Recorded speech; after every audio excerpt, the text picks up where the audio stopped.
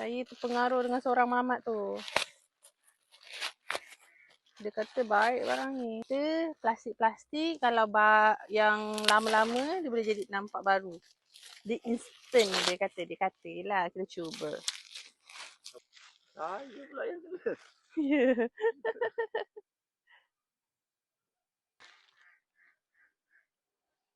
Dia buat apa? Ni. Alah cuba je. Cuba spray. Ini lah? Ha. Cuba. Nanti kalau dia beli baru. Ui. Beza. Cuba lagi. Beza. Wah, pro.